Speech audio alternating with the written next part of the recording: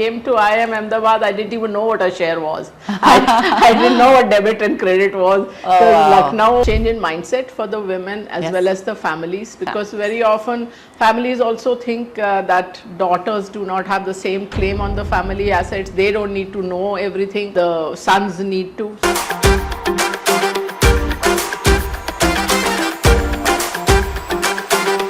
Hello and welcome to Trailblazers.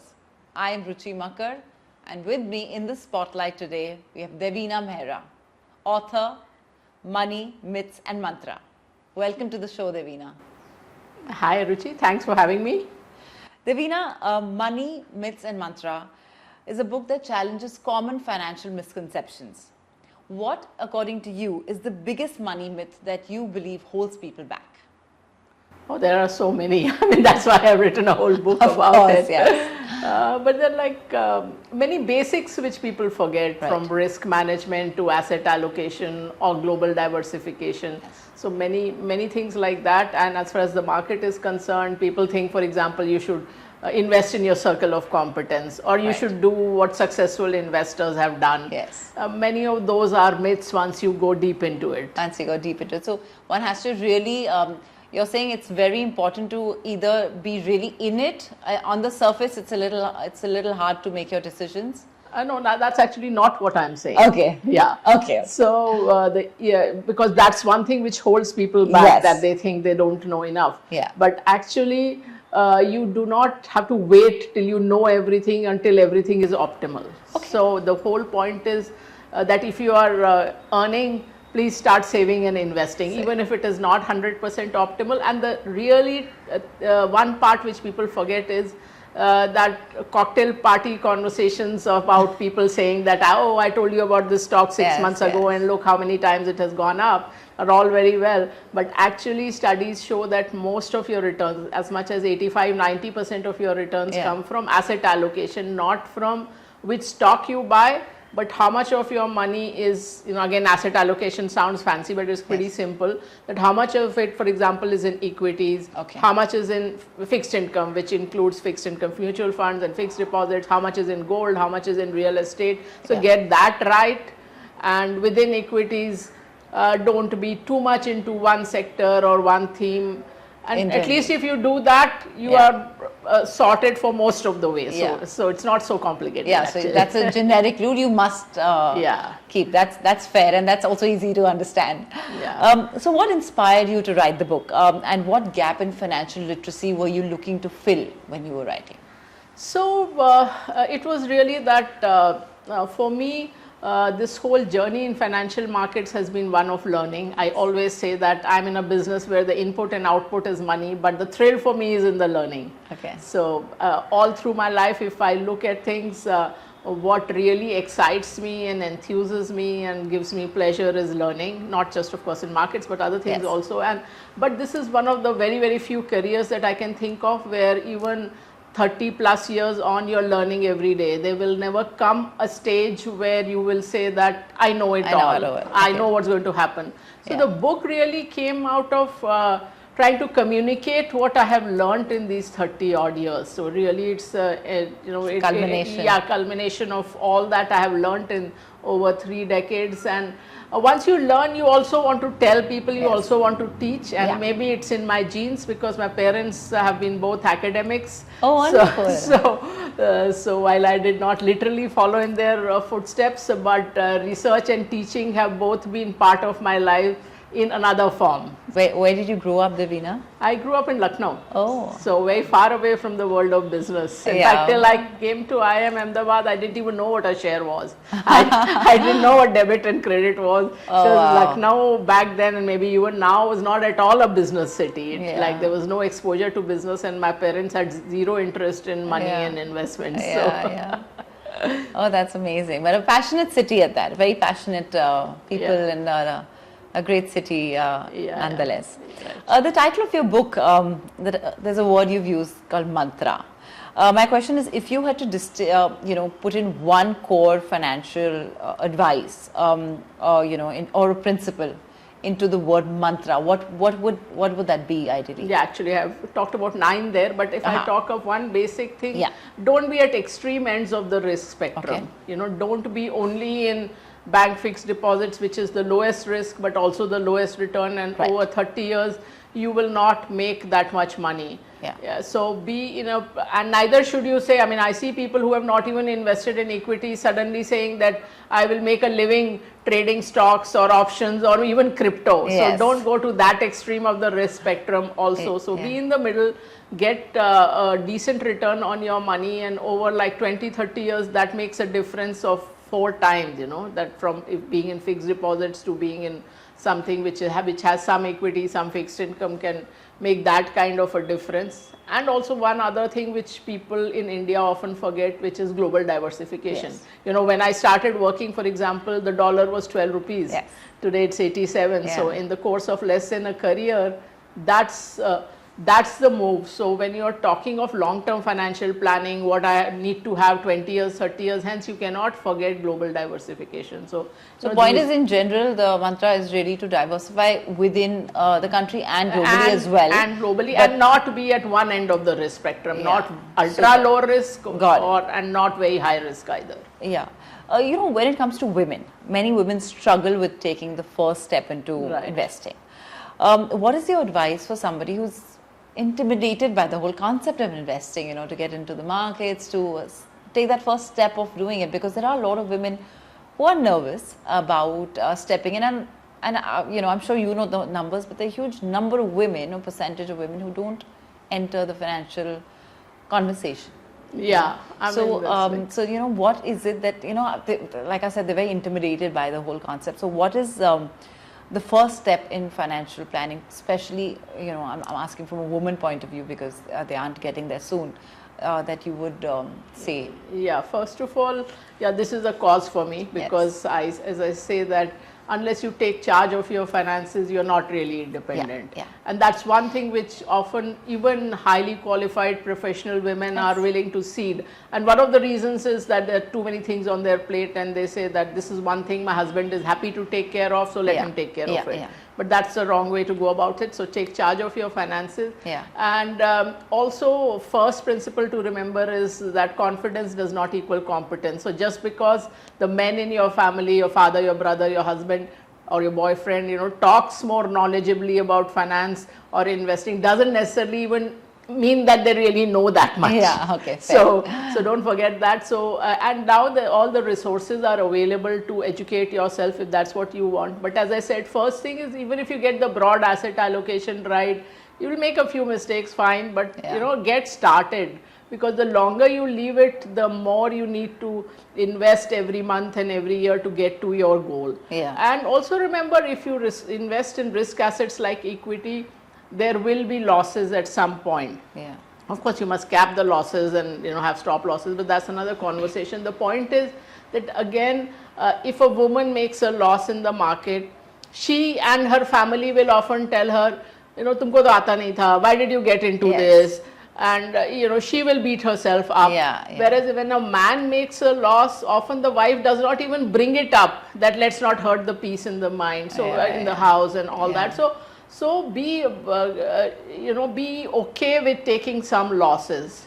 And as I said, get the big picture right and you will be fine. And there are now many resources available. Unfortunately, I mean, I saw this data also, which is true, that for women, often the first conversation about money is when they are probably in their mid-20s. Whereas typically families start talking to boys about money much earlier. So those are also things which you have to change. And I've been a feminist from age 10, so this is, as I said, very much of a cause for me. So how early on in your life did you start when was it that you made your first investment? How old were you then? Oh, I didn't start very early. As I said, I didn't even know what a share was. Right. When I went to IIM. Of course, I was very young. I was only 19 when I went to IIM, and 21 when I started working. So for a time, I was working in a bank and the money was in the bank. And also in a bank, you have a lot of restrictions about investing, where you can invest. So as it turned out, of course, that as I said is 100% luck, not any skill. But the first investment I made, which was an unlisted subsidiary of Citibank where I used to work, Okay. that turned out to be a bumper investment. I think Okay. something like a 25,000 investment turned into 1 crore when, Oh when my it went God. IPO. Oh my God. So that was just pure luck. So Okay. it was, yeah, I started a little later than I should have. Yeah. But then since I started working at 21, even even the first 2-3 years, if it goes by, I was still not very old. Of course, and absolutely, because when you start working the first 3-4 years, you're just figuring out how to take this, from completely take the financial independence in your hands. Yeah. To figure that out, big city expenses. So I think definitely for anybody, whatever age they start working, it would take 3-4 years to even give it a thought, because you're just getting through, Yeah, it depends on your background. As Also, I said, my yeah, parents yeah. had no interest in money or investing. I think they didn't even know their salaries. So Yeah. they had no conversations with either me or my brothers about investing. Yeah.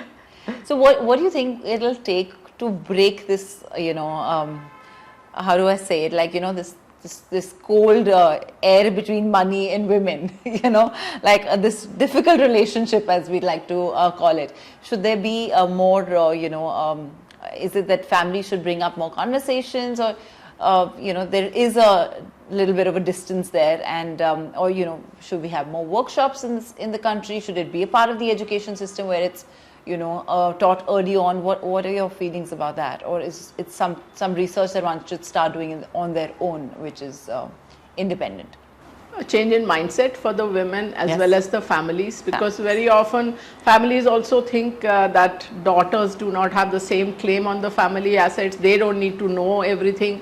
The sons need to. So that's one thing. And when they get married also, it's not as if that the in-laws kind of hand over the keys to them. So I mean, basically they are kept out of a lot of family money decision making. That has to change. In general, whether for men or women, I think financial literacy should be part of the school curriculum. I mean, I'm a maths and statistics graduate, but still I think, rather than learn very arcane mathematical stuff which you may or may not use later in life, you should know at least the financial basics, because I find that people get missold products because they don't understand the basics. So at least that much should be there. And ultimately, as I said, the women might have to fight for their rights within the family in terms of taking control of the finances. So don't hand it over to the men in your life. Take charge of your finances. Yeah, absolutely.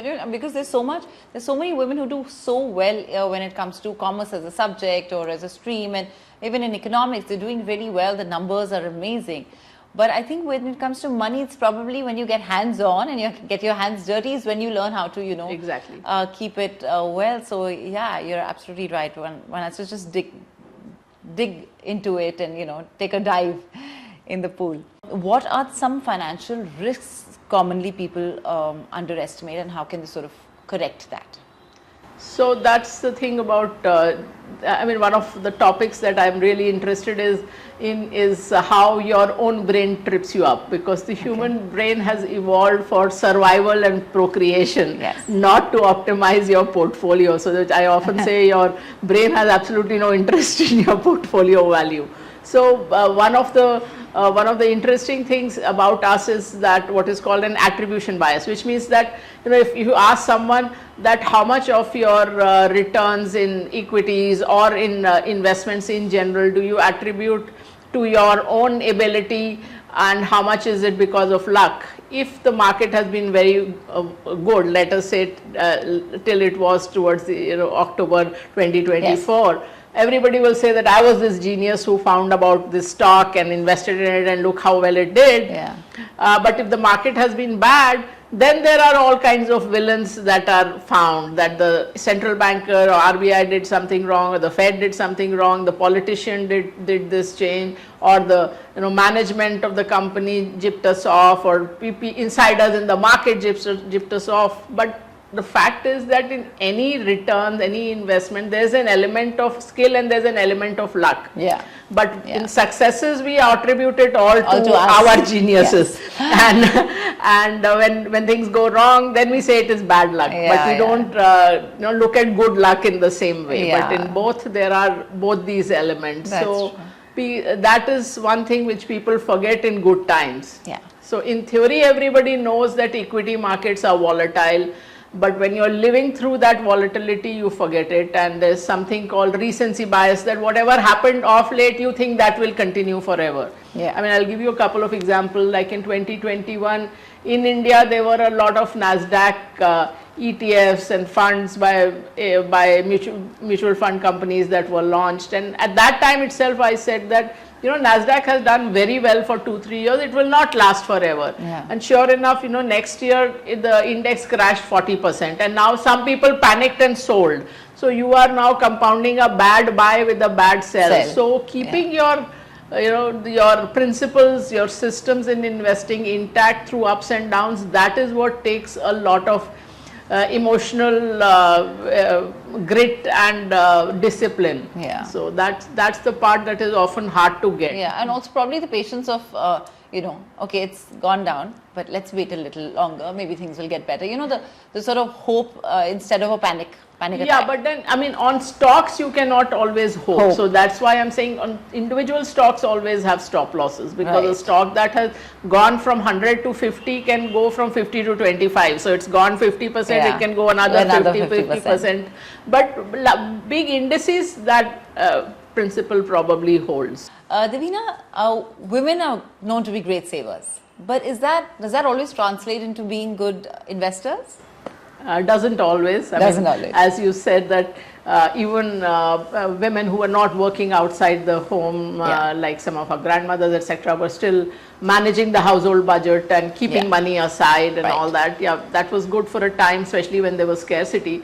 But now, one part which is often missing is that the women save, but they are not investing optimally or anywhere close to optimally. So we spoke about not being at either end of the risk spectrum. So this is part of that don't just keep money in the bank or even in a fixed deposit. Have a mix which gives you a better return over a period of time. That's an important thing to do. Devina, talking of you personally, what is that one financial decision that you made early on in your career which significantly changed, your career path or the way you looked at, money and...